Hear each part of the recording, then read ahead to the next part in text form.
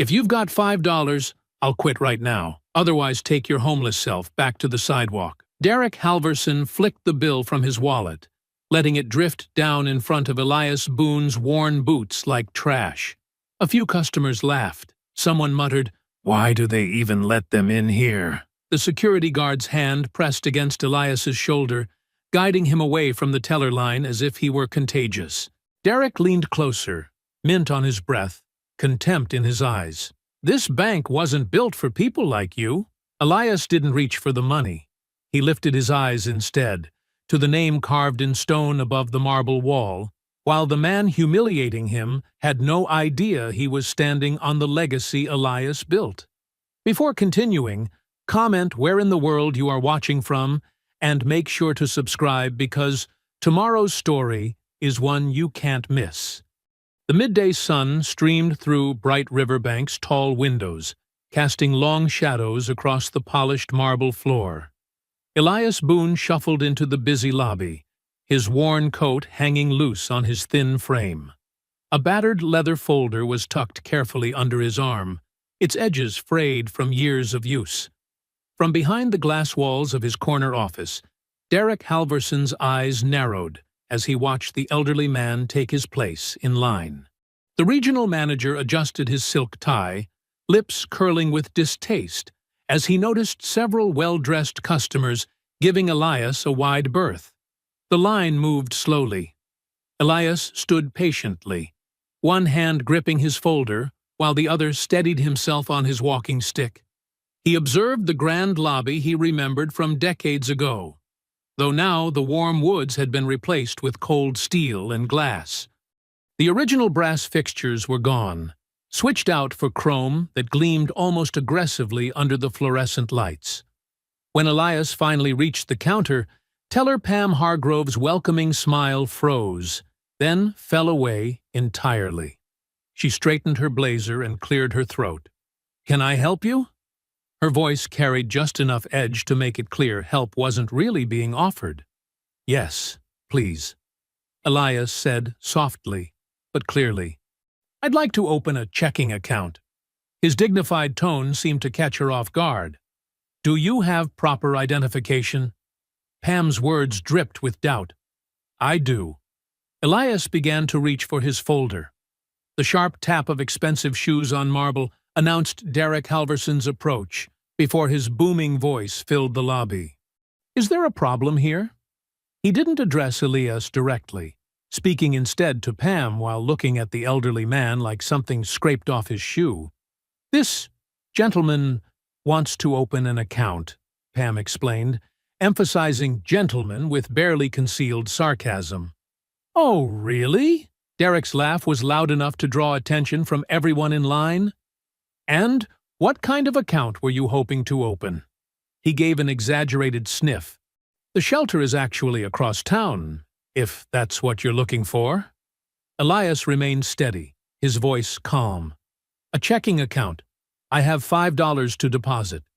The lobby grew quieter as more customers turned to watch. Derek's smile widened, cruel amusement dancing in his eyes. He gestured subtly to Luis Ortega, the security guard, who reluctantly moved closer to the counter. $5 whole? Derek's voice dripped with mock amazement. My. We don't usually see such substantial initial deposits from your—" He paused meaningfully. "Type." Elias's eyes drifted to the large bronze plaque mounted prominently on the wall behind the teller stations. The bank's community mission statement was engraved there, promising equal service to all members of the community. He'd written those words himself, decades ago. "The minimum opening deposit is $5, Elias stated simply. "It always has been." Derek leaned forward, placing both hands on the counter. His cologne was overwhelming at this distance. "Listen here. This is a respectable institution. We have standards to maintain. Perhaps you didn't notice our other customers?" He gestured broadly at the lobby. "They don't come in here smelling like they've been sleeping in dumpsters." As if on cue, a well-dressed white man in his 40s approached the next teller window. "Good morning, Mr. Patterson," Derek called out warmly. "How's that new boat treating you?" "Just wonderful, Derek. About to deposit the registration fees now." "Excellent, excellent. Let us know if you need anything." Derek's entire demeanor had transformed, all sunshine and professional courtesy. Then he turned back to Elias, the smile vanishing. "You see? That's our typical clientele." Throughout the exchange, Elias remained perfectly still, studying Derek with eyes that missed nothing. The younger man's show of authority, the carefully maintained power dynamics, the casual cruelty meant to impress watching customers. It was all familiar. He'd seen it before, decades ago, in other faces. Slowly, deliberately, Elias reached into his coat pocket. The security guard tensed, but Elias withdrew only a crisp $5 bill. He placed it carefully on the counter, smoothing it with one weathered hand. The lobby had gone completely silent now. Even the clicks of computer keyboards had stopped. Everyone was watching the scene unfold. Derek stared at the money, then threw back his head and laughed. "Oh, this is rich." He spread his arms wide, playing to his audience. "Tell you what, since you've managed to scrounge up $5 whole." He paused for effect, his voice rising to ensure everyone could hear. "If you have $5, Derek announced with a smirk, "I'll quit." The tension in the lobby was thick enough to cut with a knife. Some customers looked away in embarrassment. Others watched with uncomfortable fascination. Luis Ortega shifted his weight uneasily, his hand resting on his belt, while Pam busied herself straightening already neat stacks of deposit slips. The cruel words hung in the air, a public challenge that Derek clearly expected would send the shabby old man shuffling away in defeat. But Elias didn't move. He stood perfectly still, his $5 on the counter between them, his eyes never leaving Derek's face. Derek's laughter echoed through the lobby as more customers pulled out their phones, trying to be subtle as they recorded the confrontation. The $5 bill lay pristine on the counter between them, a small green rectangle that had somehow become the center of this mounting tension. "Let me make this perfectly clear," Derek announced, straightening his designer tie. "We reserve the right to refuse service to anyone who doesn't meet our institutional standards." His voice carried the practiced smoothness of someone used to making unpleasant things sound official. "It's policy." Several customers shifted uncomfortably. A woman in a business suit looked down at her shoes. An elderly couple whispered to each other, their faces pinched with concern. "I'd like to see that policy," Elias said quietly, his dignity unchanged. "Could you show me where it's written?" Derek's jaw tightened. He turned toward Luis, who stood rigid and uncertain near the counter. "Mr. Ortega, please move this individual along. He's disrupting business." Luis took a hesitant step forward, his face betraying his discomfort. "Sir, if you could—" "The policy," Elias repeated calmly. "I'm sure Mr. Halverson can point to the specific regulation." His use of Derek's name caused the manager's eyebrows to rise slightly. "Listen here," Derek sneered, leaning closer. "This isn't a soup kitchen. We don't need to explain ourselves to every vagrant who wanders in off the street. Security will escort you out, or the police can do it instead."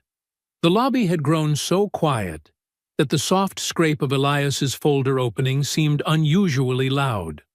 With careful movements, he withdrew several yellowed papers and laid them on the counter beside the $5 bill. The documents were clearly old but well preserved, their edges crisp despite their age. Derek glanced dismissively at the papers, then did a double-take. His eyes widened slightly as he recognized official incorporation seals and signatures. At the bottom of one document was a black-and-white photograph showing a younger Elias standing proudly in front of the original Bright River Bank building, surrounded by the first board of directors.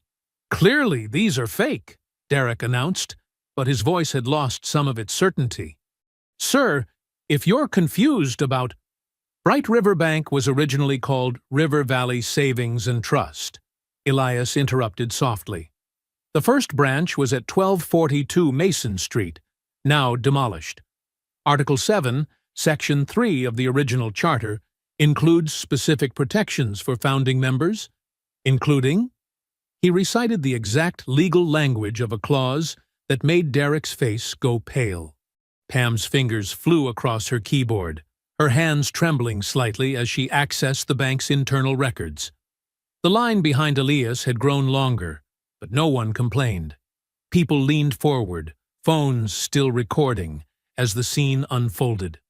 "That's quite enough," Derek snapped, reaching for the documents. "These obvious forgeries—" "Please don't touch those," Elias said with quiet authority. "They're originals."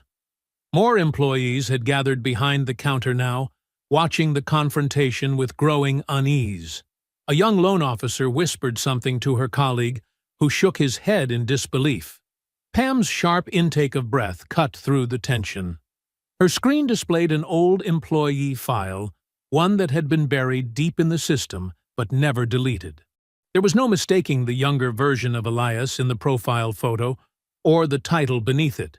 Boone Elias, founder. Mr. Halverson. Pam's voice shook slightly as she turned the monitor toward him. "He's in our records." Derek's face hardened as he stared at the screen, his carefully maintained expression of authority cracking around the edges. The same information was now displayed on several other employee terminals as curious staff members searched the database. Luis had backed away from Elias, his hand dropping from his belt. Other customers continued recording, their phones capturing every moment of Derek's obvious discomfort. The power dynamic in the lobby had shifted palpably, like air pressure dropping before a storm. The $5 bill still sat untouched on the counter, but now the worn leather folder beside it carried the weight of history. Elias stood exactly as he had before, leaning slightly on his walking stick, watching Derek with eyes that had seen decades of banking practices unfold in this very building. A young mother in line hugged her child closer, witnessing the scene. An older businessman closed his portfolio, all thoughts of his deposit forgotten as he watched. The usual sounds of a busy bank, shuffling papers, clicking keyboards, murmured conversations, had all ceased, leaving only the soft hum of the air conditioning and the barely audible sound of phone cameras recording.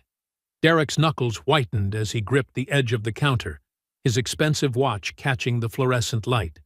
The careful facade of authority he'd cultivated was crumbling, and everyone in the lobby could see it. His earlier mockery hung in the air like a boomerang, spinning back toward him with increasing speed. The documentation on the counter seemed to mock Derek's previous arrogance. The incorporation papers, the founding photograph, the signatures that had shaped this institution, they all testified to a history he'd ignored, a legacy he'd disrespected. His face had transformed from smug superiority to rigid hostility as the truth became undeniable.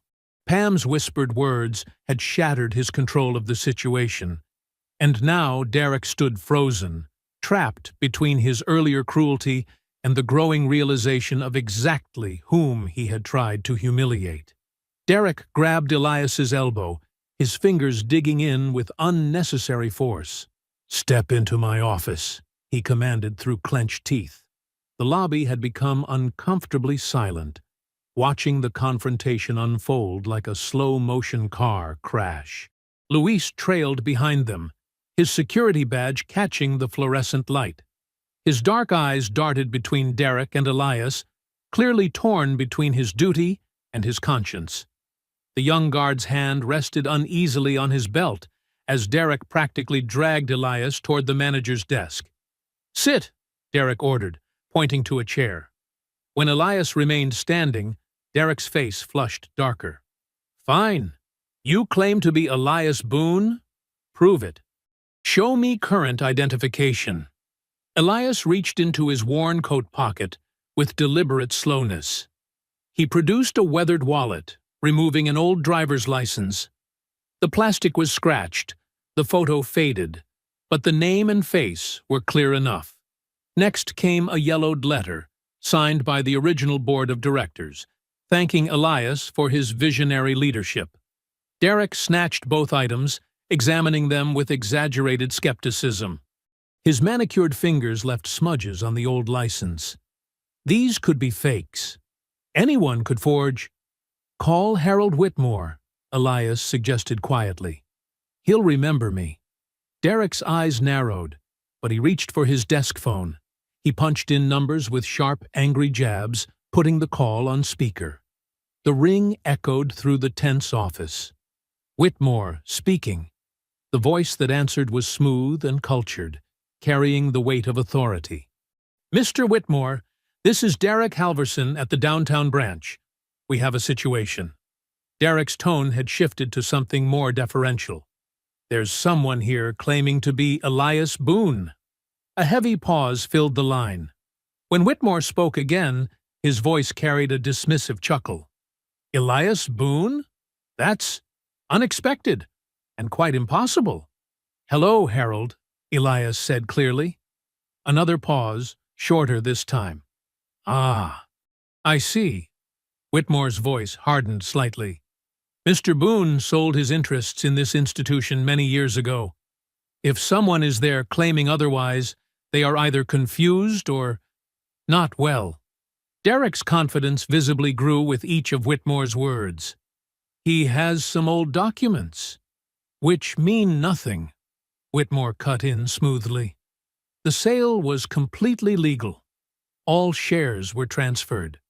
If this person is disrupting business, you should handle it appropriately." "Thank you, sir." Derek's smile had turned predatory.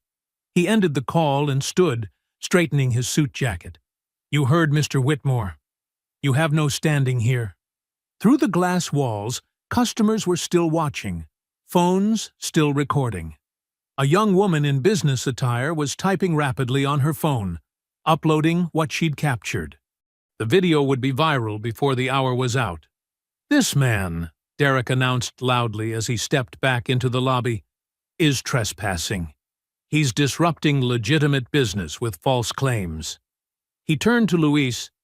"Please escort him from the premises, for everyone's safety." Luis shifted uncomfortably, his dark eyes meeting Elias's. "Sir, I don't think—" "Are you refusing to do your job?" Derek's voice carried a clear threat. "Because that can be addressed immediately." Luis's shoulders slumped slightly. He had rent due next week, a sister in college. "Please come with me, sir," he said quietly to Elias. More phones appeared as Luis gently took Elias's arm. The contrast between Luis's careful touch and Derek's earlier roughness was stark. Elias didn't resist. He moved slowly but steadily toward the exit, his eyes drawn again to the mission statement mounted on the wall. The words seemed to mock the scene. "Serving our community with integrity since 1978. Elias studied them as if measuring the distance between promise and reality, between what he'd built and what it had become. The automatic doors slid open, letting in a blast of hot air. Traffic noise flooded the lobby, cars honking, buses hissing, the city moving relentlessly forward. Derek stood watching, arms crossed, victory etched in his stance. But before stepping out, Elias turned. His movements were unhurried as he leaned closer to Derek. The manager instinctively pulled back, but Elias's words reached him clearly. "I didn't come for $5. I came for accountability." The harsh sunlight swallowed Elias's figure as he stepped outside. The automatic doors whispered shut behind him, leaving Derek standing in the artificial cool of the lobby. The $5 bill still lay on the counter where it all began, now surrounded by scattered papers and forgotten transaction slips. Luis remained by the door, his posture rigid with discomfort. Other employees pretended to be busy, but their movements were mechanical, distracted. The customers who had witnessed everything were still frozen in place, their phones gradually lowering as the scene concluded. Derek tugged at his tie, trying to project authority despite the sweat beading at his temples. He cleared his throat. "Next customer, please," he called out, as if nothing unusual had happened. But his voice carried a slight tremor that hadn't been there before. The young woman who had uploaded the video was now showing it to the person next to her. Their whispered conversation carried just far enough. "Did you see how he treated that old man? And he's the founder?" A rustle of movement spread through the lobby as people began sharing the video, forwarding it, posting it to social media. The story was already spreading beyond these walls, beyond Derek's control. The artificial quiet of the bank lobby felt like the eye of a growing storm. The blue light from Naomi's phone cast shadows across her living room as she scrolled through her social media feed. Empty takeout containers littered her coffee table. Another late dinner after a long day chasing leads at the newspaper. A video autoplayed, the sounds of a bank lobby filling her apartment. Her thumb froze mid-scroll. The elderly man in the worn coat. She knew that face. Even through the shaky phone footage, she recognized the dignified tilt of his chin, the careful way he held himself. Her grandfather, Elias Boone. "Oh my God," she whispered, turning up the volume. The footage was damning. The sneering bank manager, the casual cruelty, the forced removal. Comments flooded the video. "Another entitled boomer making trouble. Who shows up with $5 nowadays? Bet he's just confused and lost. That manager should be fired."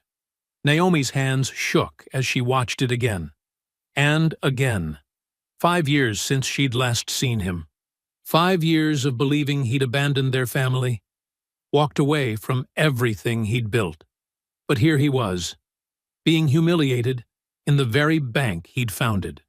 She grabbed her keys, knocking over a cold cup of coffee in her haste. Her journalist instincts kicked in. She had contacts, ways to trace people. 3 phone calls later, she had an address. A boarding house in the old part of town, where rent was cheap and questions were few. The drive took 20 minutes. Naomi rehearsed her anger in the car, all the things she'd wanted to say for years. About leaving them, about the silence, about her grandmother dying without him there. The boarding house was a faded Victorian, paint peeling around sagging window frames. Window units hummed against the evening heat. A flickering porch light illuminated the worn steps as Naomi climbed them. Room 2B, she knocked sharply. Footsteps approached, measured and unhurried. The door opened, and there he was, closer than he'd been in years. Elias looked tired, the day's confrontation weighing on his shoulders, but his eyes were clear and alert. "Naomi." He said her name softly, like a prayer. $5? Her voice cracked. "You show up after all these years for $5? He stepped back, holding the door wider. "Come in, please." The room was small but meticulously organized. A narrow bed, a desk covered in papers, walls lined with filing cabinets. No photos, no personal touches. It looked more like an office than a home. "Why?" Naomi demanded, standing rigid just inside the door. "Why did you leave us? Why are you living like this? What was that scene at the bank about?" Elias settled heavily into a desk chair, gesturing for her to take the room's only other seat. "I never left. Not really." "You disappeared." "I was forced out," he corrected quietly. "Legally cornered. They threatened to destroy the bank's reputation, to drag your grandmother's name through the mud, to make sure your mother never worked in finance again." Naomi's journalism training kicked in. "Who threatened you?" "Harold Whitmore, the board. They saw an opportunity when the recession hit. Used it to push me out, change the bank's direction. But they made a mistake." He reached for a filing cabinet drawer. "They thought I'd just fade away." He pulled out a thick binder, then another, and another. Each was carefully labeled with dates spanning the past 5 years. I stayed close, he continued, opening the first binder. Watched, gathered evidence, built a case. Naomi leaned forward, professional instincts overtaking personal hurt. The binders contained loan denial letters, printed emails, spreadsheets tracking foreclosure patterns. Her trained eye caught the coding, certain neighborhoods marked for enhanced scrutiny, loan terms suddenly changing for specific demographics. Look at the zip codes, Elias said, pointing to a highlighted column. Compare them to census data. Look at the denial rates versus credit scores. Naomi's fingers traced the patterns emerging from the data. Systematic discrimination. They're targeting minority neighborhoods. They're using complex financial products to hide it, pushing adjustable rates in certain areas, knowing the borrowers won't understand the terms, setting people up to fail. But why go in today? Why let them humiliate you on camera? Elias's eyes held a deep sadness. Because sometimes injustice needs a face. Sometimes people need to see cruelty in broad daylight to recognize what's happening in the shadows. Naomi picked up another document, internal emails discussing neighborhood cleanup through strategic foreclosures. Her reporter's mind was already organizing the story. The data, the paper trail, the human impact. The bank I built was meant to lift people up, Elias said, his voice heavy with purpose. To give chances to those other banks ignored. To strengthen communities, not destroy them. More documents covered the desk now. Performance reviews praising managers for aggressive acquisition strategies, bonus structures tied to foreclosure rates, training materials teaching how to deny loans while avoiding discrimination claims. Naomi looked up from a particularly damning memo, meeting her grandfather's steady gaze.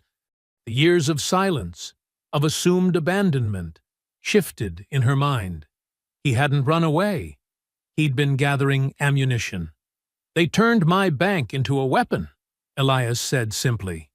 Naomi reached for her reporter's notebook, already clicking her pen. Then we expose it. The boarding house kitchen was barely big enough for 2 people. A single bulb cast harsh shadows across decades-old documents spread on a scratched Formica table. Steam had long since stopped rising from their untouched teacups. Look here, Elias said, pointing to a yellowed page of dense legal text. Section 7, subsection C of the original bylaws. Naomi leaned closer, squinting at the faded type. Her reporter's notebook was already half full of hurried observations and quotes. I wrote this section myself, Elias continued. Everyone thought it was standard corporate language. But there's a trigger clause buried in the legal framework. What kind of trigger? Naomi asked, pen poised. If founding ownership rights are violated through proven fraud, all modern amendments to the corporate structure become void. Control reverts to the original Articles of Incorporation. Elias tapped the paper. In other words, everything they've built since forcing me out could collapse. And you wrote this, knowing they might try to push you out? Elias smiled sadly. I wrote it, hoping I'd never need it. But banking isn't just about money. It's about power. I'd seen too many community banks swallowed up, turned into profit machines. I needed insurance. Naomi scanned another document, this one detailing the current board structure. But they'll fight back, hard. They already are. Across town, in a sleek downtown office building, Derek Halverson paced in front of a large screen displaying faces in multiple video windows. Harold Whitmore's legal team looked grave in their separate boxes. This is a disaster, Derek snapped. That video is everywhere. Do you know how many calls I've had to field? Calm down, Mr. Halverson, said Patricia Morton, lead counsel. Her voice crackled through expensive speakers. We're implementing containment protocols. Containment? He's the founder. People are already asking questions about why he lives in a boarding house while we post record profits. Whitmore's face filled the central window. Derek, listen carefully. Elias Boone is a relic. He's been living in near poverty, making wild claims, causing scenes in banks. What does that sound like to you? Derek stopped pacing. A mental health crisis. Exactly. Whitmore's smile was thin. We're filing an emergency petition first thing tomorrow. We'll paint a picture of a once great man, sadly declined, who needs protection from himself. The court will appoint a guardian, and any claims he makes will be legally worthless.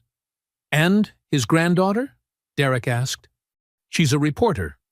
A journalist chasing conspiracy theories about her mentally unstable grandfather? That's not credibility. That's desperation. In the boarding house kitchen, Naomi's phone chimed. She opened the email, eyes widening as she read. Someone from legal just sent this, she said. Anonymous account. They're going to petition for emergency guardianship. Call you mentally unfit. Elias nodded, unsurprised. Standard tactic. They did the same thing to Marcus Thompson when he tried to stop the merger at First Capital. And Elaine Brooks at Pacific Trust. They'll claim they're protecting me while they silence me. How are you so calm about this? Because I've spent 5 years studying their moves. We need Evelyn Shaw, the civil rights attorney, the one who won the redlining case against United Federal. Call her, now. Elias slid a business card across the table. Tell her it's about the Bright River bylaws. She'll understand. Naomi dialed, surprised when it was answered despite the late hour. She explained quickly, mentioned Elias's name and the bylaws. Dawn, Evelyn said simply. My office. Bring everything. They worked through the night, organizing documents into clear timelines. Elias explained each piece. The hidden ownership structures, the buried clauses, the patterns of systematic discrimination carefully obscured beneath layers of corporate policy. Your father used to help me with the community outreach programs, Elias said softly as they worked. Every Saturday, teaching financial literacy classes, helping people understand mortgages, build credit, plan for their futures. Naomi paused in her scanning. I remember those Saturdays. He'd come home so tired but happy. The bank was meant to be a legacy for your family, for the community. When they forced me out, I couldn't fight back immediately. They had too much power, too many connections. But I could watch, document, wait. And now we have proof of everything. Elias gestured at the organized stacks of evidence. They think they can discredit me, paint me as confused, unstable. But facts don't become less true just because of who presents them. A soft sliding sound interrupted them. Both turned toward the door, where white legal papers peeked through the gap underneath. Elias walked over slowly, picked up the documents.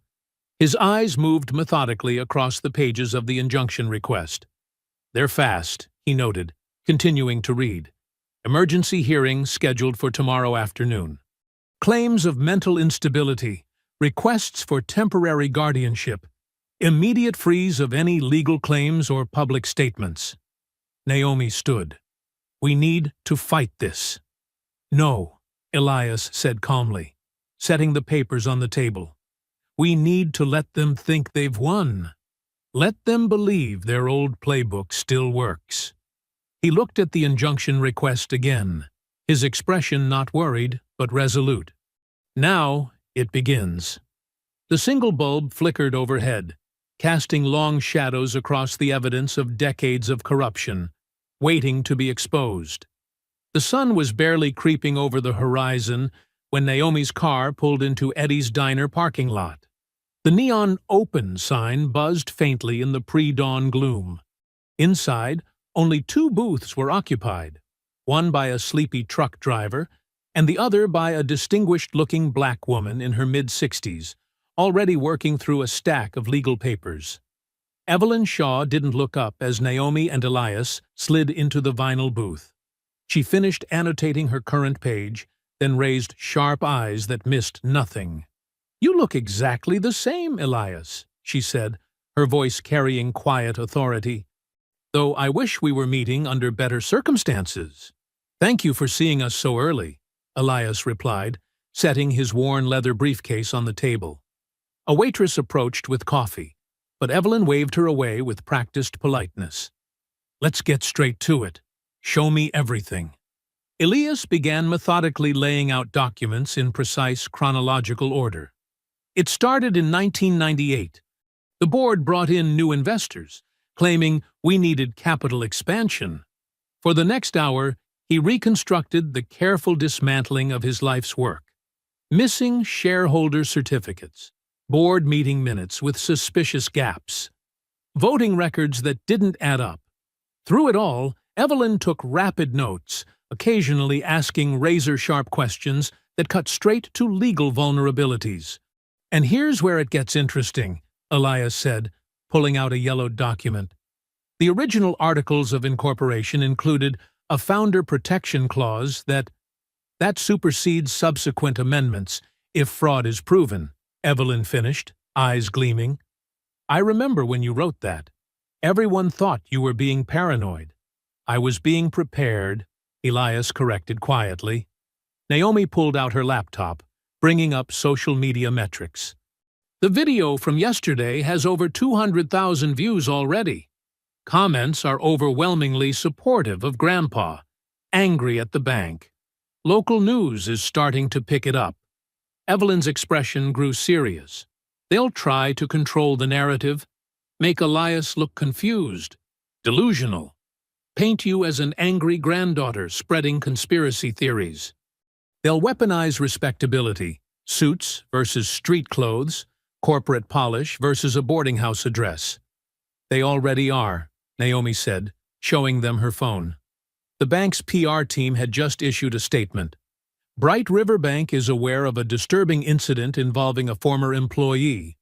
While we sympathize with Mr. Boone's current situation, his claims about past involvement with our institution appear to stem from serious confusion. We are concerned for his well-being and hope he receives appropriate care." Evelyn's lips tightened. Classic playbook. "They'll build this narrative all day unless we move fast." She pulled out a legal pad. "Here's what we do. First, we file for emergency preservation of evidence. Everything from security footage to email archives. Second, we request a temporary restraining order against any retaliation against employees who might support Elias's version of events. Third, we demand immediate production of all historical shareholder records." Across town, Derek Halvorsen was already doing damage control. He'd called an emergency staff meeting before opening hours, his usual polish showing signs of strain. "Listen carefully," he told the assembled employees. "Yesterday's incident was unfortunate. Mr. Boone is clearly a troubled individual who needs help. Corporate HR will be providing statements for you to sign, confirming his aggressive behavior." Pam Hargrove, the teller, shifted uncomfortably. But he wasn't aggressive at all. He was actually very polite. The statement simply confirms that his presence was disruptive to normal business operations. Derek cut in smoothly. "We're helping him, really, making sure he gets proper care." Luis Ortega stood at his usual post by the door, security uniform crisp despite his sleepless night.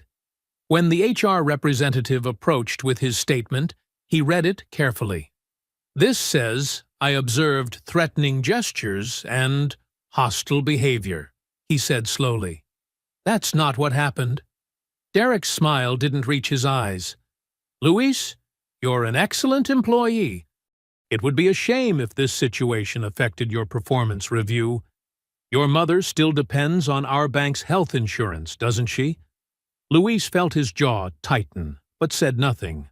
At her newspaper, the City Chronicle, Naomi strode directly to her editor's office. Mark looked up from his morning coffee with visible reluctance. "Whatever it is, make it quick. We're on deadline." "I need to run an investigative series on Bright River Bank," Naomi said, dropping her research on his desk.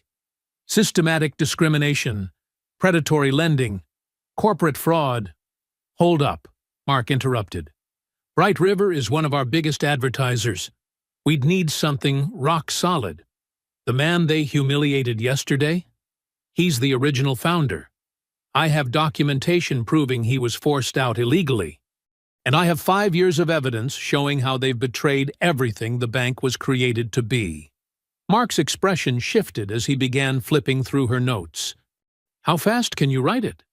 First piece can go live by noon. Do it. Naomi's fingers flew across her keyboard, crafting a story that would ignite public outrage. Bright River's forgotten founder. How a community bank lost its soul. She wove together the viral video, historical documents, and stark statistics showing how the bank's lending patterns had shifted to target minority neighborhoods for foreclosure. At 11:58 a.m., she hit publish. At 4:55 p.m., Evelyn Shaw strode into the county courthouse, filing an emergency motion for preservation of evidence. The clerk's eyes widened at the thickness of the supporting documentation. "You're cutting it close," she warned, glancing at the wall clock. "As long as it's stamped before 5, Evelyn replied calmly. "Justice doesn't mind waiting a few minutes." The late afternoon sun cast long shadows across Clara Watkins's small front yard. Yellow foreclosure notices fluttered in the breeze, taped haphazardly to her weathered blue door. Naomi stood on the cracked concrete path, notepad in hand, watching the elderly woman's fingers tremble as she pulled another notice down. "They just keep coming," Clara said softly, her dignity intact despite the shame in her eyes. 3 this week alone. The house behind her was modest but immaculate. White trim freshly painted, flower boxes bursting with marigolds, decades of pride visible in every careful detail. "Mrs. Watkins, can you tell me about the refinancing application?" Naomi asked, following her inside to a kitchen that smelled of fresh cornbread and lemon cleaner. Clara's arthritic hands sorted through a stack of papers at her small formica table. 38 years in this house, never missed a payment. She pushed her reading glasses up her nose. "My Norman, God rest him, made sure we always paid on time, even during the layoffs in '89. When he passed, I kept right on schedule with my teacher's aide pension." She produced a thick folder, organized with the precision of someone who'd spent a lifetime keeping records. "The property taxes went up last year, not by much, but enough to stretch things tight. I just needed a small adjustment to the rate. My credit score is good, and the house is worth 3 times what I owe." Naomi examined the application documents, her journalist's eye catching details. Clara's payment history was spotless. Her debt-to-income ratio was conservative. By any standard metric, she was a perfect candidate for refinancing. "They kept finding new reasons," Clara continued, pulling out rejection letters. "First, they said my pension wasn't steady enough income. Then they wanted an assessment. I paid $400 for that. Then they said the house needed repairs before they could proceed. Every time I met one requirement, Mr. Halverson's office found another." The kitchen door creaked open, and Elias entered quietly, his face grave as he took in the scene. Clara's eyes widened slightly with recognition from the viral video. "You're him, aren't you? The founder they threw out yesterday?" Elias nodded, lowering himself into a chair. "Mrs. Watkins, I owe you an apology. This bank, my bank, was built specifically to prevent this kind of treatment. We wrote it into our very first mission statement, to serve all communities with dignity and fairness." Naomi spread out 2 loan applications side by side. Clara's and another she'd obtained from a source, a borrower from an affluent zip code with nearly identical financials. The differences in treatment were stark. Where Clara faced escalating requirements, the other application sailed through. Where her pension income was questioned, similar retirement funds were readily accepted. Look at these risk assessment notes, Naomi pointed out. Neighborhood stability concerns, demographic shifts in lending zone, historical default patterns in target area. It's all coded language. Clara's hands trembled as she pulled out more letters, each bearing Derek Halverson's signature stamp. My neighbors got these too. The Jacksons lost their place last month. Been there since the 60s. The Ramirez family across the street is fighting their third denial. They're systematically pushing people out, Elias said quietly, using lending policies to reshape the neighborhood's demographics. Naomi's phone buzzed with an anonymous message. R.E. Watkins foreclosure. Overheard Halverson in break room. Another one down. Keep cleaning up the neighborhood, and developers will come running. Have screenshots of internal emails. Want to help? She showed it to Elias, whose expression hardened. We need more than individual cases, he said. Evelyn says we need documented proof of systematic discrimination, internal communications, policy memos, incentive structures. The archive system, he added after a moment, eyes distant with memory. In '85, I implemented a redundant record-keeping protocol. Every policy change, every directive, every amendment had to be logged in triplicate. If they haven't dismantled it, where would these records be? Naomi asked, already typing notes. Sub-basement archive room, behind the old vault.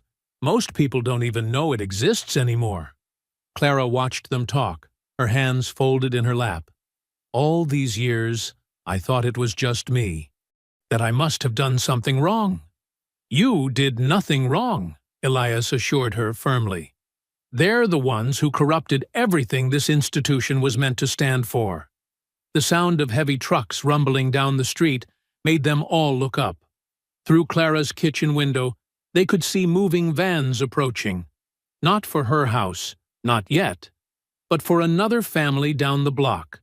The reality of what was happening to this community became startlingly visible. Naomi gripped her notebook tightly, jaw set. We're not letting them take her home. The evening sun painted the street in amber tones as more neighbors emerged from their houses, watching the movers work. They gathered in small groups, sharing similar stories, of denied loans, of sudden rate changes, of requirements that seemed to multiply endlessly.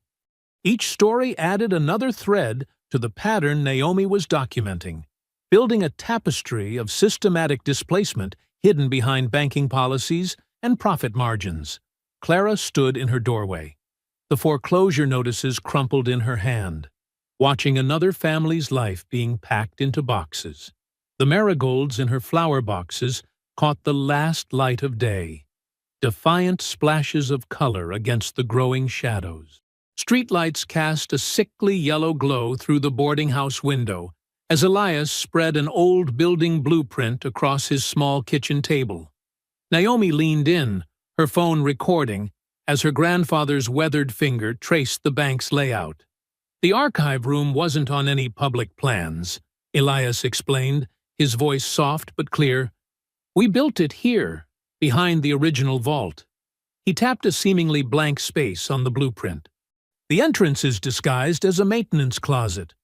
Most employees walk past it every day without knowing. Naomi scribbled notes, her journalist's instincts firing. Why hide it? Not hiding, protecting. Elias straightened in his chair, eyes distant with memory. After the savings and loan crisis in the '80s, I saw how easily records could disappear when convenient. So we created a secure space, climate-controlled, with triple redundancy for every document. Policy changes, loan decisions, board minutes, everything. The boarding house creaked around them, its old bones settling in the night. A car alarm wailed somewhere in the distance. If those records still exist, Naomi said, they could prove the discrimination pattern. Show how they twisted your founding mission. Elias nodded, then reached for his ancient flip phone. There's someone who can help us. Raymond Pierce. He ran operations for 20 years before they pushed him into early retirement. The phone rang several times before a gruff voice answered. Elias put it on speaker. "Raymond, it's Elias Boone." A sharp intake of breath. "My God, I saw the video today. Been waiting for this call. Raymond, I need to access the archive room, the one behind operations. Still there, far as I know.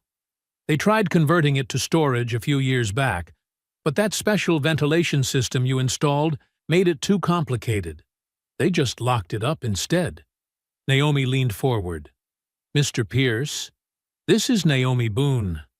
I'm writing about what's happening at the bank. Would you be willing to help us?" A long pause. "Your grandfather built something special, young lady." Watching them tear it apart piece by piece, Raymond's voice hardened. "Meet me across from the bank at dawn. I know the maintenance schedule when the cameras reset." While they planned, across town in his luxury apartment, Derek Halverson paced before his laptop, Harold Whitmore's face filling the screen. "Find something on the girl," Whitmore ordered. "Past articles, retractions, complaints, anything to discredit her reporting." "Already on it," Derek replied. "And I'm handling the security guard situation. Luis Ortega. He's been reluctant to sign our version of events." "Pressure him. Everyone has something to lose." Derek ended the call and pulled up the staff files. Luis's employment record showed a sick mother, medical bills, a modest apartment he could barely afford. Perfect leverage. Back at the boarding house, Naomi refreshed her news feed. Her first article had exploded online. "Bank founder emerges to fight discrimination." Comments poured in from other customers sharing similar stories. "Look at this," she showed Elias. "The Watkins case isn't isolated. People are coming forward from all over the city." Elias studied the screen, his face tight with controlled anger. They didn't just corrupt the bank's mission. They turned it against the very people it was meant to protect. "We'll need legal grounds to access those archives," Naomi said. "Already handled," came a voice from the doorway. Evelyn Shaw stood there, briefcase in hand, looking sharp despite the late hour. "Court-approved request for specific document categories. They'll have to grant access or face contempt charges." The night wore on as they refined their plan. Evelyn prepared legal arguments while Naomi drafted her next article. Elias sat quietly, memorizing the updated building layout Raymond had texted. Finally, the eastern sky began to lighten. They gathered their materials and drove separately to the bank, parking on side streets to avoid attention. The building's glass facade reflected the dawn's pink glow, making it look almost innocent. Raymond Pierce waited in the shadow of an old oak tree, his retired security uniform still crisp after all these years. His face was lined with age, but his eyes were sharp as he watched the early morning cleaning crew enter through a side door. "Maintenance uses that service entrance," he explained quietly. "Camera blind spot between 6:15 and 6:20 when the system resets. Guards change shifts at 6:30. Elias nodded, recognizing the precision that had made Raymond an excellent operations manager. Naomi checked her watch. 6:10 a.m. "Once inside," Raymond continued, "you'll have about 12 minutes before the first employees arrive. The archive room lock was never updated. Too expensive to retrofit the specialized door." He reached into his pocket and withdrew a worn keycard, its magnetic stripe still dark despite years of disuse. "Never turned this in when they pushed me out. Figured it might matter someday." Elias took the card, feeling its weight. Not just plastic and metal, but years of accumulated purpose. "This place forgot who built it," Raymond said, his voice thick with emotion. "Forgot what it was meant to be." They watched the cleaning crew finish their rounds. 6:15 approached. Evelyn gripped her briefcase containing the court order. Naomi checked her recorder. Elias held the keycard, his expression resolute.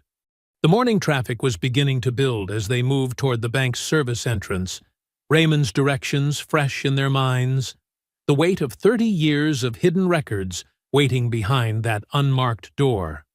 The rented conference hall buzzed with tension as shareholders filed in, their leather shoes clicking against polished floors. Sunlight streamed through tall windows, casting long shadows across the mahogany table, where Elias Boone sat quietly, his worn coat a stark contrast to the suits surrounding him. Naomi slipped into the seat beside him, dropping a thick folder of proxy forms onto the table. 32 signatures, she whispered. Small shareholders from the early days. Most didn't even know they still had voting rights. Elias nodded, his eyes fixed on Harold Whitmore's empty chair at the head of the table. Derek Halverson paced near the coffee station, his usual swagger dampened by nervousness. Evelyn Shaw arranged legal documents with military precision, each tab color-coded and annotated. The room filled with murmurs as board members recognized Elias, some averting their eyes, others staring openly. At precisely noon, Harold Whitmore swept in, flanked by 2 corporate attorneys. His silver hair caught the light as he took his seat, offering the room a practiced smile that didn't reach his eyes. "Before we begin," Whitmore announced, "I must note this meeting's unusual nature." "Nothing unusual about shareholders exercising their rights," Evelyn cut in, her voice carrying the weight of decades in courtrooms. "My client holds valid proxy votes." Derek shifted uncomfortably as Naomi began distributing packets to each board member.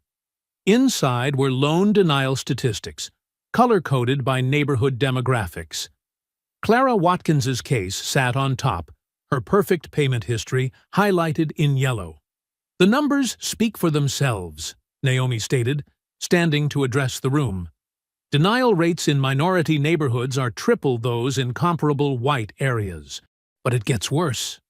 She pulled out her phone, playing an audio clip of Derek boasting about cleaning up neighborhoods through aggressive foreclosures. His face reddened as his own voice filled the room. Elias spoke for the first time, his quiet tone drawing everyone's attention. "I founded this bank to serve all people equally. These documents show systematic discrimination." A younger board member flipped through the packet, frowning. "These denial patterns? They're rather stark." "Meaningless correlations," Derek interrupted, but his voice cracked slightly. Evelyn stood, presenting a motion for immediate oversight. "Given the evidence of discriminatory practices, we move for an independent review committee." Several shareholders began whispering among themselves. An older woman in pearls studied Clara's loan file with growing concern. "And there's more," Naomi continued, producing a printed email. "This internal memo links executive bonuses directly to foreclosure rates. Mr. Halverson received substantial payments for each property seized." Derek's coffee cup clattered against its saucer. Whitmore tried to interject, but Evelyn was faster. "I move to enter this document into the official record," she declared, passing copies to the corporate secretary. Page 3 specifically mentions targeting certain neighborhoods for aggressive collection. The room temperature seemed to drop as shareholders digested the implications. A board member removed his glasses, polishing them nervously. Elias carefully opened his original copy of the bank's bylaws.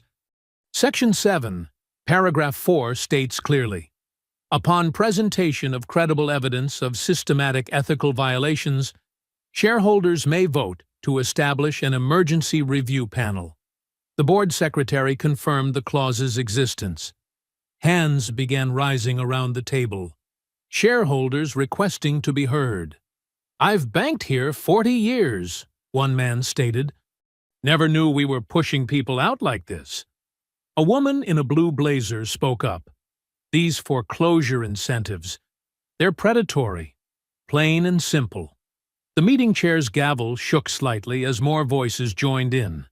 Derek loosened his tie, glancing desperately at Whitmore.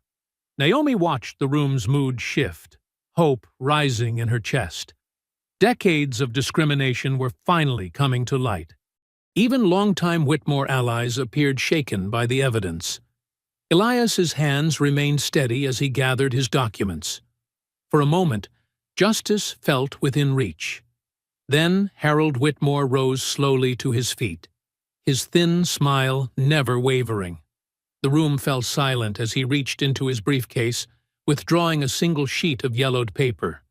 "This has been quite the performance," he said smoothly.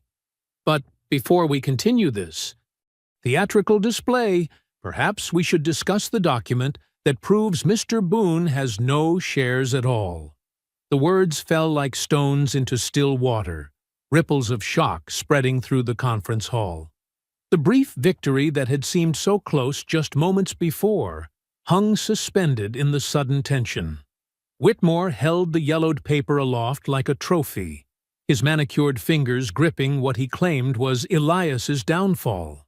The conference room's air conditioning hummed as shareholders leaned forward, straining to see.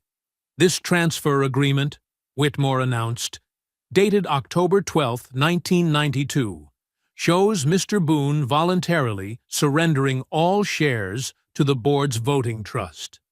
He passed copies around the table, each rustling sheet building tension. Naomi grabbed one, her journalist's eye scanning every detail. The signature at the bottom matched her grandfather's perfectly. The same slight tilt to the B, the distinctive loop in the E. Her stomach dropped.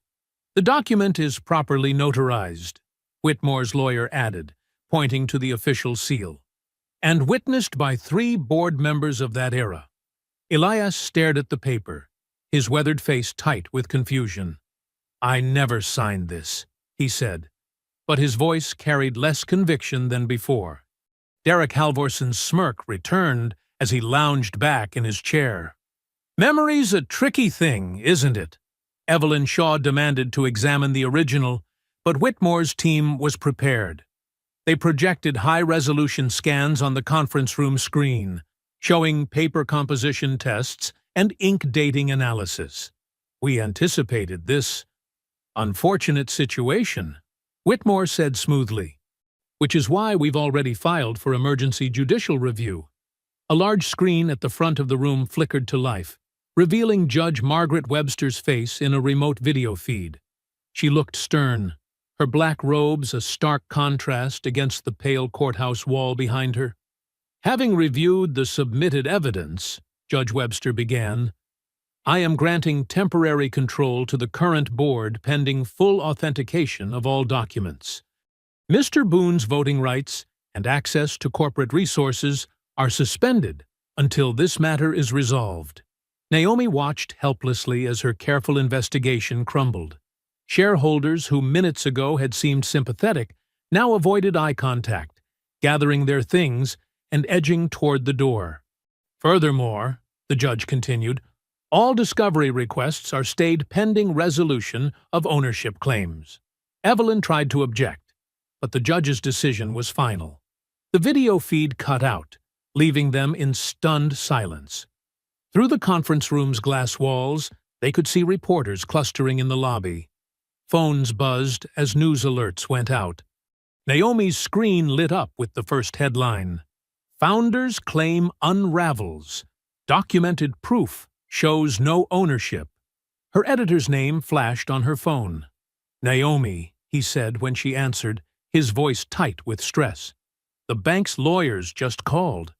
They're threatening a defamation suit over your articles. We need to print a retraction." "But the discrimination evidence," she started. "They're saying you knowingly published false claims from an unauthorized source. They have documentation, Naomi. We can't risk it." Social media exploded. Tweets questioned her integrity. Blog posts dissected her past articles, twisting quotes out of context. Comment sections filled with accusations about exploiting an elderly man for headlines. The conference room emptied quickly. Derek made a show of collecting Elias's visitor badge, his victory evident in every movement. "Security will escort you out," he said, not bothering to hide his satisfaction. Whitmore paused at the door, turning back to face them. "Mr. Boone, I truly hope you find the help you need. Perhaps your granddaughter should focus more on your care than on manufacturing scandals." The drive to Clara Watkins's street felt endless. The setting sun cast long shadows between the modest homes, making the sheriff's notices on Clara's door glow an angry orange. Moving trucks lined the curb, workers carrying out boxes of her life. Clara sat on her porch steps, a small suitcase at her feet. Her eyes were dry but empty as she watched her belongings disappear into the trucks. Decades of memories reduced to inventory numbers on a clipboard. "I called my niece in Atlanta," she said quietly, when she saw them. "She has a spare room." Naomi crouched beside her, rage building at the sight of this proud woman reduced to dependency. "Mrs. Watkins, we're not giving up. We'll find a way." A sharp notification sound cut through the evening air. Elias pulled out his phone, his hand trembling as he read the message. "They've frozen my accounts," he whispered. "Every penny." The color drained from his face. He swayed slightly, reaching for the porch railing but missing. Years of stress, age, and the day's brutal developments caught up in a rush. "Grandpa?" Naomi grabbed his arm as his knees buckled. They managed to get him back to his boarding house room, the bare walls and simple furniture a stark reminder of how far he'd fallen from his founder's office. He lay on the narrow bed, looking suddenly every one of his 78 years. "They're erasing me again," he whispered, his voice thin with exhaustion and defeat. His eyes drifted closed, the fight seemingly drained from him. Naomi stood by the window, her hands clenched into fists as she watched the last light fade from the sky. Decades of her grandfather's work, Clara's home, her own professional reputation, all apparently demolished by a single piece of paper. She turned back to the bed, fury burning away her doubts. "Not this time," she said, her voice hard with determination. The sharp knocking jolted Naomi from restless sleep. Morning light barely filtered through the cheap motel curtains where she'd crashed after getting Elias settled. Her laptop still hummed from overnight research, scattered papers covering every surface. 3 more urgent knocks. Naomi grabbed her phone, 5:47 a.m. Through the peephole, she saw Luis Ortega shifting nervously in his security uniform, glancing over his shoulder at the empty hallway. She opened the door. "Luis? What are you—" "I'm sorry it's so early," he interrupted, his voice low and strained. "But I couldn't. After yesterday, watching Mrs. Watkins." He swallowed hard. "Can I come in? Please?" Naomi stepped aside, quickly clearing papers from a chair. Luis perched on the edge, his hands clasped tightly together. "Derek pulled me into his office last night," Luis started. "Wanted me to sign a statement saying your grandfather was aggressive, that he threatened staff." His jaw clenched. "Said if I didn't play ball, I could kiss my job goodbye.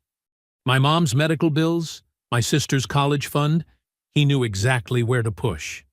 "But you didn't sign?"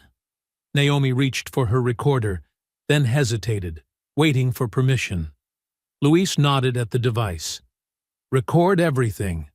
I'm done being scared silent." He took a deep breath. "There's something bigger you need to know. The bank. We keep everything. Years of security footage, all backed up off-site. Not just the branch cameras. Conference rooms, offices, storage areas, even the executive floor." Naomi sat straighter. "How far back?" "Policy says 7 years minimum, but the actual archives go back to when they first installed digital systems in the early 2000s. Monica in IT trusted me with supervisor access codes last year when she was on medical leave." He pulled out a small notebook. "I wrote them all down, plus the vendor name and server locations." "And Derek doesn't know you have this access?" Luis shook his head. "It's buried in the system permissions. But yesterday, I overheard him on the phone with someone, laughing about Whitmore's old tricks and how it worked before. His expression darkened. Then this morning, they posted an emergency notice about accelerated document shredding for storage efficiency. Naomi was already dialing. Despite the early hour, Evelyn Shaw answered on the second ring. "They're destroying evidence," Naomi said without preamble. "Not if we move fast," Evelyn replied. "Is your witness willing to make a sworn statement?" "Yes," Louise said firmly, loud enough to carry through the phone. "Get to my office. I'll have a court reporter ready. We need this documented before they can pressure him to recant." Naomi ended the call and turned to Louise. "This is serious. Are you absolutely sure? I watched them force that old lady out of her home." Louise stood, straightening his uniform. "My parents lost everything in a bad loan once. I won't be part of that system anymore." Naomi grabbed her laptop, then paused. "We should get my grandfather. He might know something about the storage contracts." They found Elias already awake in his boarding house room, looking frail but alert in the morning light. When Louise explained about the footage archives, Elias's eyes sparked with recognition. "Data Vault Solutions," he said. "That was the original vendor name. I insisted on long-term backup redundancy when we first went digital. Too many lost documents in the old days." He smiled faintly. "Check under their subsidiary, Secure Archives Limited. The contract renewal would have been automatic under the original terms." Naomi's fingers flew across her laptop keyboard. "Got it. Parent company still active, same storage facility." She turned the screen to show business registration records. "They can't claim these archives don't exist." Louise checked his watch. "I'm supposed to start my shift in 2 hours." "Call in sick."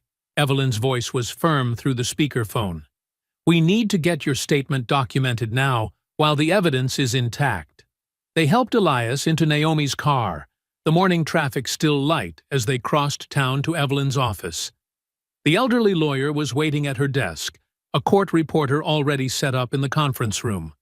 Louise sat straight-backed as he detailed everything: the access codes, Derek's threats, the overheard conversations about document destruction. The reporter's fingers flew across her stenotype machine, capturing every word. "And you're making this statement of your own free will?" Evelyn asked formally. "Yes." Louise's voice was steady.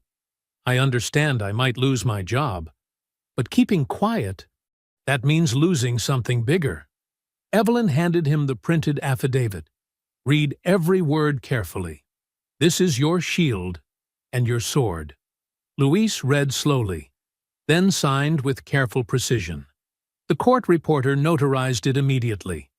Naomi watched the notary's stamp press into the paper, making it official, making it real. Her heart pounded with the weight of what they'd just gained, and what they might find in those archived recordings. Evelyn gathered the documents, her movements precise and purposeful. She looked at each person in the room. Louise with his unwavering conscience, Elias with his decades of painful knowledge, Naomi with her investigative fire. "Now we hunt the truth," Evelyn said, holding up the notarized affidavit. "With proof they can't bury." The small house on Maple Street looked exactly as Naomi remembered from childhood visits. Neat flower boxes, faded green shutters, brass numbers slightly tarnished. Martha Wilson, her grandmother's closest friend, had kept it virtually unchanged since Rebecca Boone's passing 5 years ago. "Everything's just as she left it," Martha said softly, unlocking the front door.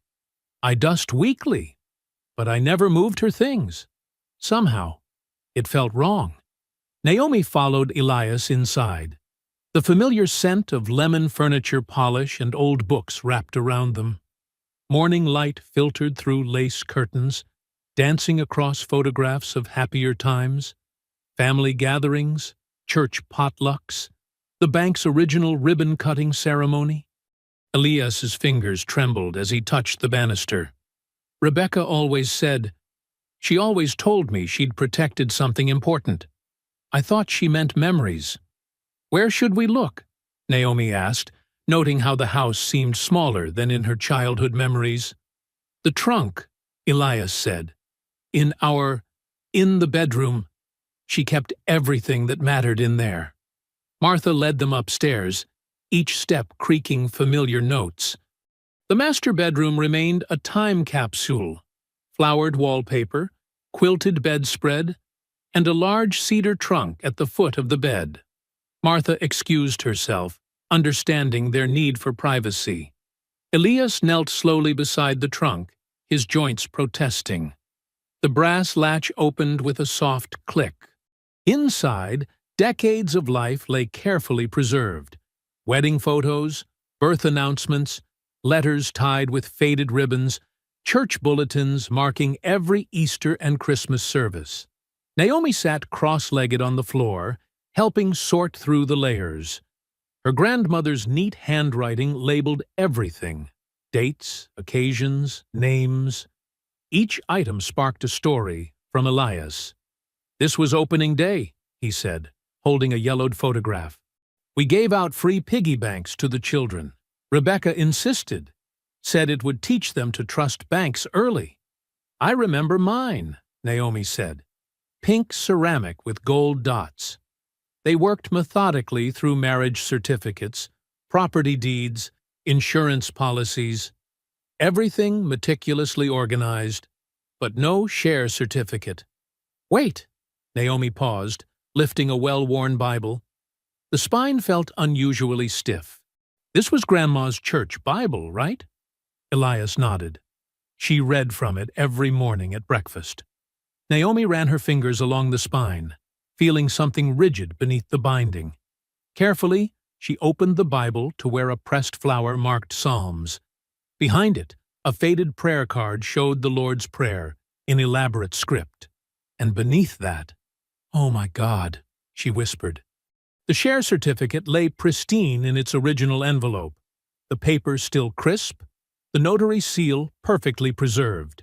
Dated 1978, it declared Elias Boone the majority shareholder of Bright River Bank, with specific provisions about transfer restrictions and founding member protections. Elias's hands shook as he touched the document. "She knew," he said softly. "All those years ago, when they started pressuring us, she knew they'd try to take everything." Tears welled in his eyes. "Rebecca always said, 'They can't steal what they can't find.'" "Smart woman. Your wife," came Evelyn Shaw's voice from the doorway. Martha had let her in downstairs. The attorney moved quickly to examine the certificate. "This is exactly what we needed. Original documentation that predates their supposedly valid transfer." She pulled out her phone. "I'm calling Marcus Thompson, best forensic document examiner in 3 states. He can compare this to their forged transfer agreement." Naomi's phone buzzed with a text from Luis. "Derek ordering emergency email purge.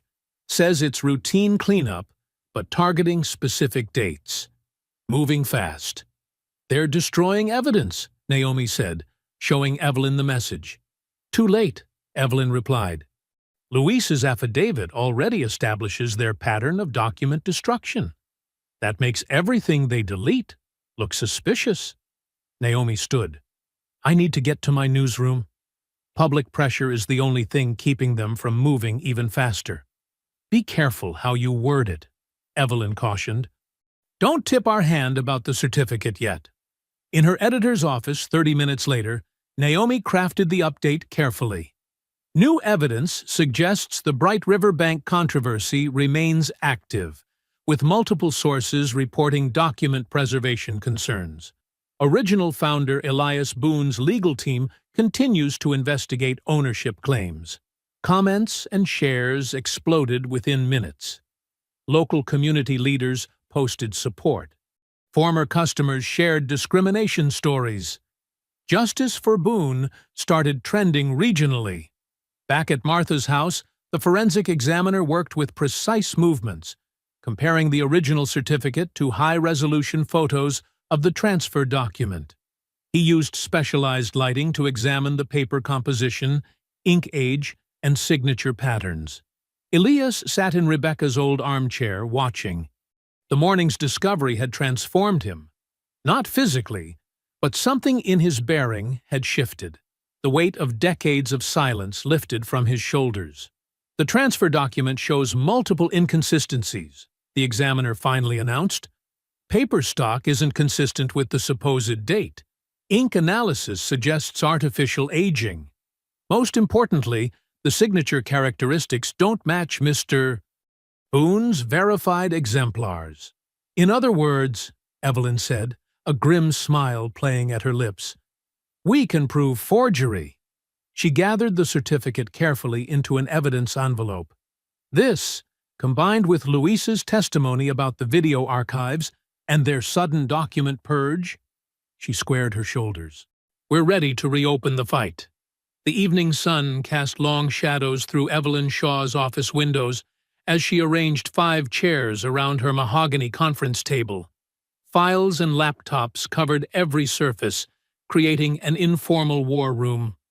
Elias Boone sat quietly, his weathered hands folded over the Bible-protected share certificate. Naomi paced, checking her phone for news updates. Luis Ortega arrived straight from his shift, still in his security uniform, followed minutes later by Raymond Pierce, who carried a thick folder of his own. Let's build this timeline precisely, Evelyn said, uncapping a marker at the whiteboard. We need every detail documented, every connection clear. Raymond spoke first, his voice heavy with old anger. It started in '98. Whitmore had just joined the board. Everything changed. Sudden policy reviews, new lending metrics. The pressure came in waves, Elias added, eyes distant with memory. First subtle, then overwhelming.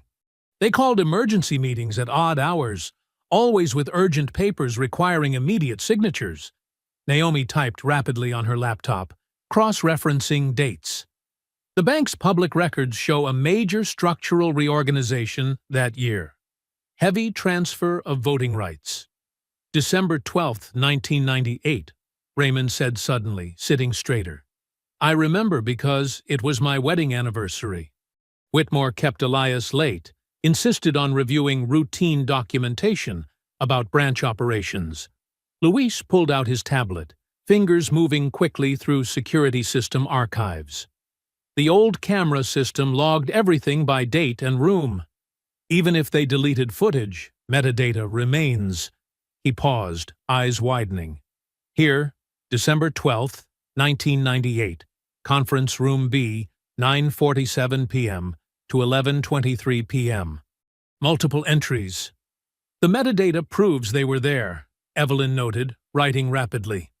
If we can access those backup tapes through Discovery. There's more, Luis said. The system tagged document processing events. Every time papers went through the scanner or copier, it logged it. That night shows 17 separate scanning events. Naomi leaned forward. How many documents did they claim Elias signed that night? 3, Raymond answered. I saw the file myself the next day. 17 scans, 3 documents, Evelyn mused. They were testing his signature, making multiple copies until they got what they wanted. Elias nodded slowly. They kept saying the light wasn't right. The scanner was acting up. I remember being so tired. Classic coercion setup, Evelyn said, adding notes to the timeline. Isolation, fatigue, urgency. They manufactured pressure to force compliance. Luis pulled up another screen. The backup tapes are stored at Secure Vault Services on Wilson Avenue. Company policy requires 30-year retention for all executive-level meetings. Which means the footage still exists, Naomi said, excitement building. We can prove Whitmore orchestrated the whole thing. Evelyn turned from the whiteboard. Luis, I need a detailed affidavit about the security systems, backup protocols, and metadata retention. Raymond, your eyewitness account of that period is crucial. We'll file for emergency production of those tapes. Naomi's phone buzzed. Another leak from inside, she said, reading quickly. Derek's quarterly reports. They tracked foreclosure rates by neighborhood demographics. Look at these bonus structures. Higher payouts for properties in specific zip codes. The same areas they redlined for loans, Elias said quietly. They denied mortgages, then profited from the foreclosures. Evelyn's fingers flew across her keyboard. This adds another layer. We can request federal review based on securities fraud indicators. Systematic discrimination, falsified documents, hidden incentive structures. We need to force them into the open, Naomi said. Make them defend these practices publicly. The Founder Protection Clause, Elias said, touching the share certificate gently. I wrote it specifically for this scenario. Proven fraud against founding ownership triggers an immediate shareholder review. Raymond nodded. I remember when you added that clause. Whitmore fought against it, said it was unnecessary. Now we know why, Evelyn said. We file the emergency motion tonight, demand an emergency board meeting tomorrow. While they're defending themselves publicly, the regulators get everything, Naomi finished. The forged transfer, the security footage metadata, the bonus structures. Luis checked his watch. I can get the complete metadata logs before midnight. They don't know I have this level of system access. Evelyn began assembling documents into clear sections. Timeline evidence, sworn statements, security records, financial data. We hit them from multiple angles simultaneously. They can't bury everything at once. Elias sat calmly, watching the activity around him. The others noticed how he seemed to grow more centered, more assured, as the pieces came together. This was his bank, his rules, his foresight from decades ago finally serving its purpose. Walk me through the Founder Clause again, Evelyn said. We need the invocation to be word-perfect. Elias recited from memory, his voice steady. Upon presentation of clear evidence indicating fraudulent action against founding ownership, all current board actions are suspended, pending full shareholder review. No transfer of assets or voting rights may occur until resolution. Simple, clear, and legally binding, Evelyn noted. You built a trap door they never saw coming. The room worked in focused silence for the next hour. Raymond organized historical records. Luis extracted and formatted security logs. Naomi prepared press statements. Elias reviewed every document, adding context from his original tenure. At 11:42 p.m., Evelyn finished the final paragraph of the emergency motion. The attachment list ran for 3 pages. Affidavits, evidence logs, financial records, and the crucial share certificate documentation. She looked up at the group, her cursor hovering over the File button on the court's electronic submission system. Once this goes in, there's no turning back, she said. They'll fight with everything they have. Good, Naomi said fiercely. Let them. Evelyn pressed File. The system chimed, confirming receipt. She turned to the others and said simply, Tomorrow, they won't control the room anymore. Morning sunlight streamed through the towering windows of Bright River Bank's executive boardroom, illuminating the tension-filled space. The massive mahogany table stretched the length of the room, surrounded by leather chairs occupied by board members, legal teams, and select shareholders. Their faces reflected varying degrees of concern and curiosity. Harold Whitmore sat at the head of the table, his usual composed demeanor showing slight cracks around the edges. His fingers drummed quietly on the polished surface. Derek Halvorsen stood near the window, watching news vans gather in the parking lot below, their satellite dishes reaching skyward like metal flowers seeking the sun. This is a waste of time, Derek muttered, adjusting his expensive tie. We should shut this down before... The double doors opened. Elias Boone entered first, walking slowly but with unmistakable purpose. His worn coat had been replaced with a pressed suit that seemed to carry decades of dignity. Naomi followed, carrying a leather briefcase filled with documents, her journalist's notebook tucked under her arm. Evelyn Shaw completed the trio, her legal folders organized with military precision. The room's atmosphere shifted immediately. Several board members straightened in their seats, their eyes following Elias's measured progress to the table. Luis Ortega, already seated in the witness area, nodded slightly in acknowledgement. "Mr. Boone," Whitmore said, his voice carefully modulated, "this meeting is unnecessary. We've already established—" "Actually," Evelyn interrupted, placing her files on the table with a sharp snap, "we've established nothing yet." She removed the Bible-protected share certificate and accompanying forensic analysis, sliding them toward the board secretary. "These documents require immediate entry into the official record." The secretary, a thin woman named Margaret, examined the certificate with trembling hands. "This appears to be an original Class A founding share document, dated 1978. "Because it is," Elias said quietly, his voice carrying unexpected strength. "The same shares you claimed I transferred away." Evelyn produced another document. "The forensic analysis confirms this certificate's authenticity. Additionally, we have proof that the alleged transfer document is a forgery." Whispers rippled through the room. A young board member leaned forward, adjusting his glasses. "What kind of proof?" "Perhaps Mr. Ortega should explain," Evelyn suggested, nodding to Luis. Luis stood, his security uniform stark against the business attire surrounding him. "I was instructed by Mr. Halvorsen to sign a false statement about Mr. Boone's behavior. When I refused, he threatened my job." He paused, gathering courage. "But that's not all. Our security archives contain metadata from the night the supposed transfer occurred."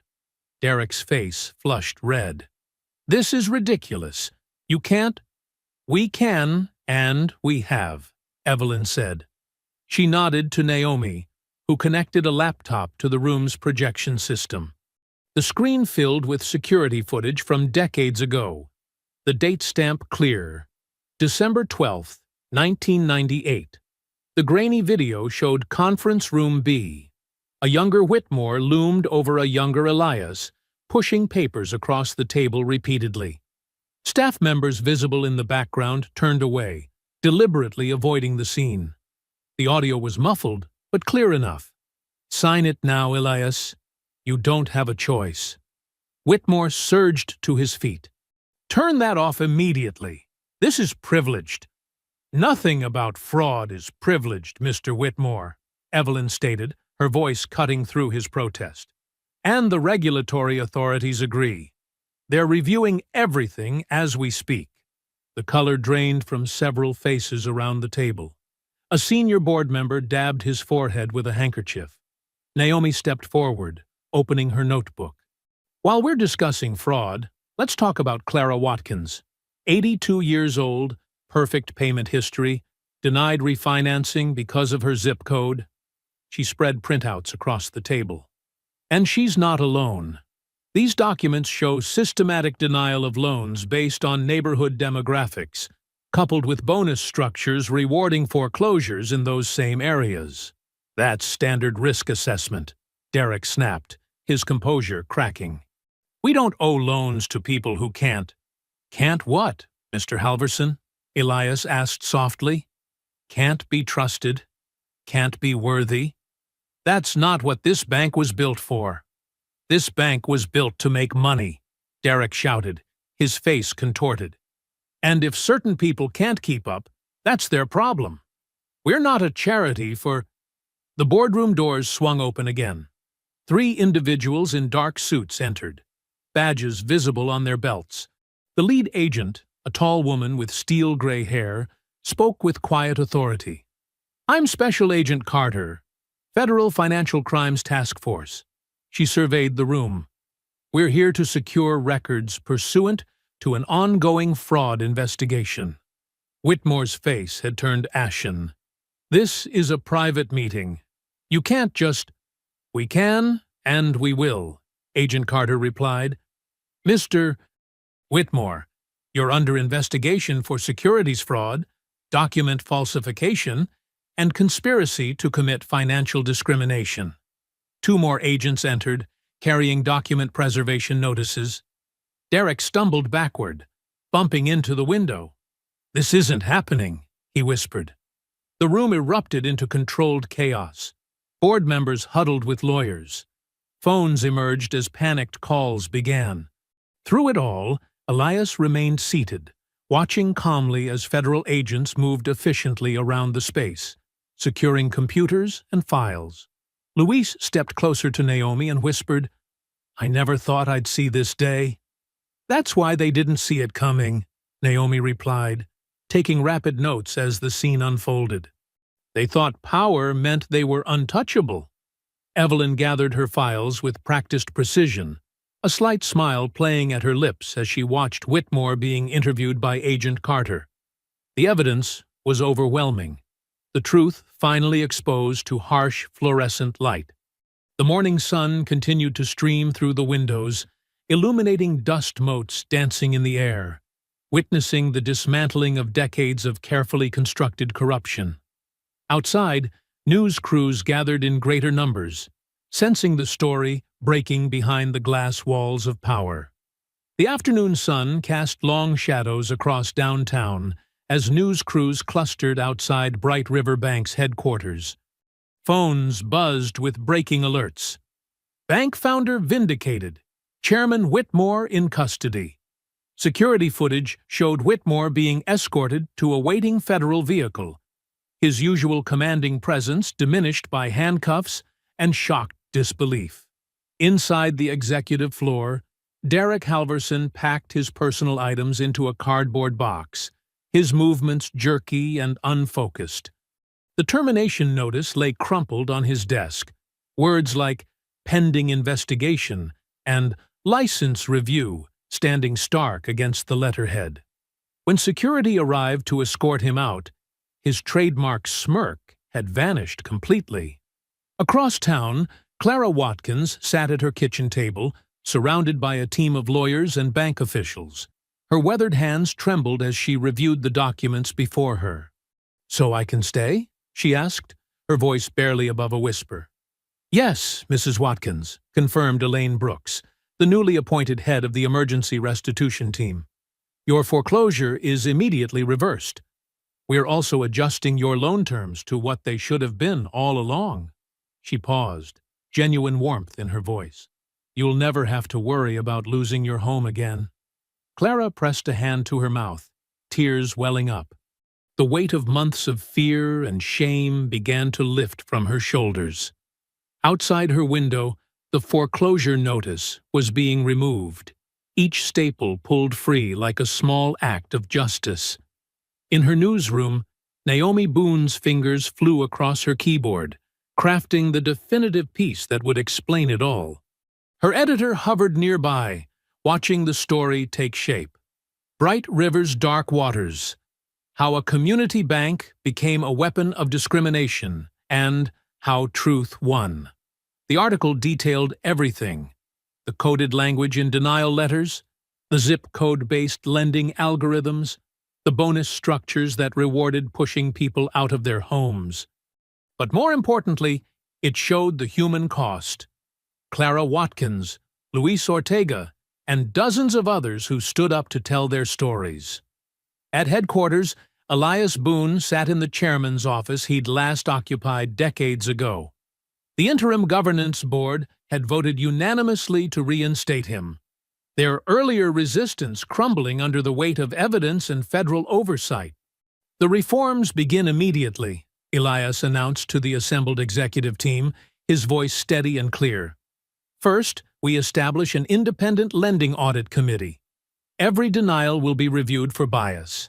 Second, we create a community advisory board with real power, not just window dressing." He paused, making eye contact with each person in the room. "Third, we set up a $50 million restitution fund for borrowers who were wrongfully denied or foreclosed upon. And fourth, we implement ironclad protections for employees who report misconduct.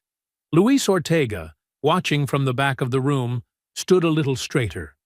His new position as ethics compliance officer felt like validation of every moment he'd chosen, conscience over comfort. As the sun began its descent, Elias made one final stop.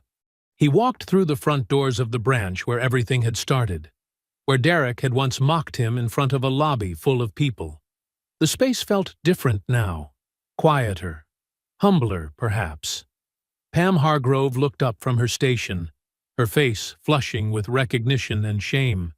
She remembered laughing at Derek's jokes, turning away when she should have spoken up. "Mr. Boone," she said softly, "I'm so sorry about before." Elias raised a hand gently. "The past is done. What matters is what we do now." He approached her station as she opened the new account drawer with trembling fingers. The forms looked the same as they had that first day, but everything else had changed. From his wallet, Elias withdrew a crisp $5 bill, just like before. But this time, when it touched the counter, it didn't land like a plea. It landed like a verdict, like the period at the end of a long, difficult sentence. The lobby's last customers of the day watched quietly as Elias filled out the form. His pen moved steadily across the paper, each stroke deliberate and dignified. Above the desk, the bank's mission statement still hung on the wall, its words about community service and equal opportunity no longer a mockery. Pam processed the account with careful attention, her movements almost ceremonial. When she finished, she handed Elias his receipt and temporary card. "Welcome to Bright River Bank, Mr. Boone," she said, her voice carrying a new understanding of what those words meant. Elias looked up at the mission plaque, then back at the lobby where he'd once been humiliated. Staff members watched from their stations, the weight of the moment visible in their expressions. "We're building it back the right way," he said, his voice carrying just enough to reach those who needed to hear it. The automatic locks clicked behind him as he stepped out into the evening air.